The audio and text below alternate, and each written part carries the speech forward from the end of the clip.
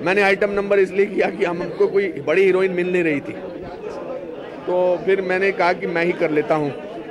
और बहुत टाइम लगा मुझे, मेरे तो या तो ये मेरे हाथ हिलते हैं या टांगें हिलती हैं, और जब कैमरामैन लॉन्ग शॉट लगाता था तो मैं दोनों चीज़ें हिलानी थी। मगर कैरेक्टर बहुत फ़नी है, तो इसलिए जो भी करो वो लगता है कि कैरेक्टर में ही किया है। बट यस, बल्ले बल्ले is a very favourite song of mine, और इसको अच्छा फिल्माया भी गया है।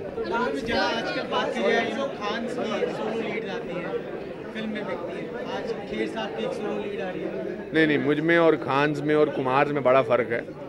मेरी सोलो लीड आती है तो भीख मांग के बेचनी पड़ती है, उनकी तो अनाउंस होने के बाद ही हो जाता है। But I am very happy and proud of my brothers. But ये है कि छोटी फिल्म छोटे अंदाजे में बनती है, छोटे पैमाने में बनती है। 400-450 फिल्में करने के बाद इस तरह की फिल्म करने का दिल करता है, क्योंकि नई वैरायटी लाने का दिल करता है। और जो मेरे चाहने वाले हैं, और अगर आपके थ्रू लोगों को ये फिल्म पसंद आई तो बाकी लोग भी आएंगे।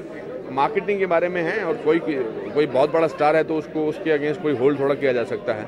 But I am happy that we have mister Bachchan as a good omen for us in the film, and it's an entertaining film. सबसे बड़ी बात है कि आपको हंसाएगी बहुत ज़्यादा, बिकॉज बीबी भट्टी बिल्कुल ही सरगा हुआ आदमी है, और इसका एक बहुत बड़ा मैसेज है वर्ल्ड पीस के बारे में। वो बेसिकली कहानी ये है कि वो उसको लगता है कि जॉर्ज बुश उसको बुला रहे हैं और उससे पीस प्लान डिस्कस करना चाहते हैं, और जब भी उसको कोई फ़ोन आता है तो वो समझता है कि उसको जॉर्ज बुश ने बुलाया है।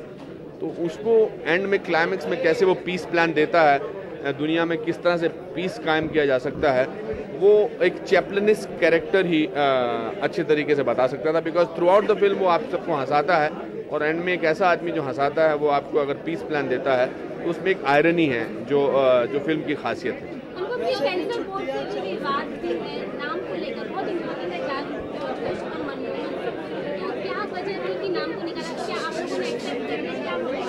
नहीं, मैं जो पहली स्क्रीनिंग हुई थी वहाँ पर सेंसर वालों ने, तो उन्होंने आपत्ति बताई थी कि आप जॉर्ज बुश जी का और मनमोहन जी का नाम इस्तेमाल नहीं कर सकते, उसको बीप कर दीजिए। पर हम रिवाइजिंग कमेटी में गए, और रिवाइजिंग कमेटी में बिना किसी कट के जो है वो फिल्म पास हो गई।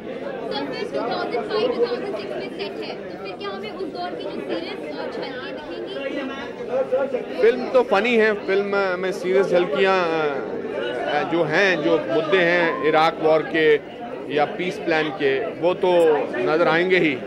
मगर ये जो पीछे मुझे धक्का दे रहे हैं तो no, it's an entertaining film. There is not so much of seriousness into it. It has to be treated like that. इस फिल्म को उसी अंदाज में देखा जाना चाहिए। दैट्स व्हाई हमने शुरुआत में मैंने इसके ऊपर एक कमेंट्री की है, ताकि लोग तैयार हो जाएं कि वो एक हंसी मजाक वाली फिल्म देखेंगे।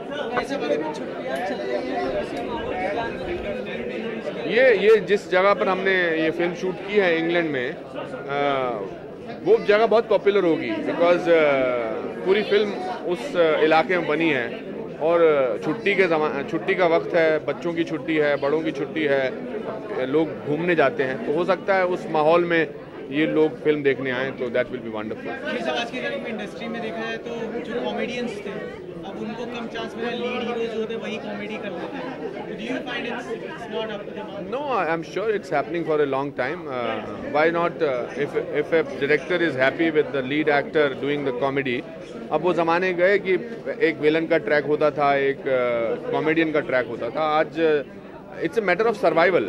You have to survive in the system that you are in. आपके इतने सारे चैनल हैं, पहले एक दूरदर्शन हुआ करता था, तो आप भी नए नए अंदाज लेकर आते हैं अपने अपने चैनल्स को प्रमोट करने के लिए।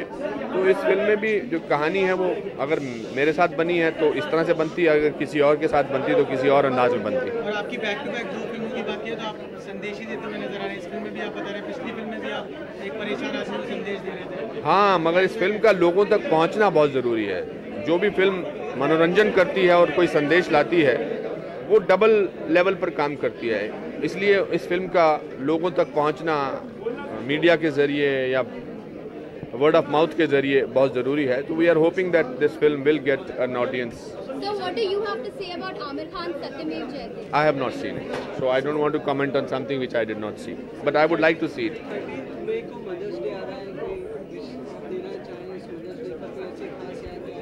ऐसा तो नहीं कि तुम भट्टी और चुट्टी के बारे में कुछ नहीं बोलोगे, मदर्स डे के बारे में बोलोगे, नहीं ना? कसम है तुमको।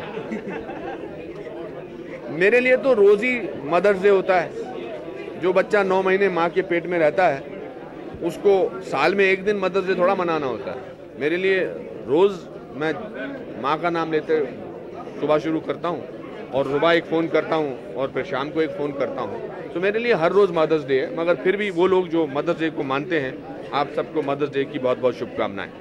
नमस्कार।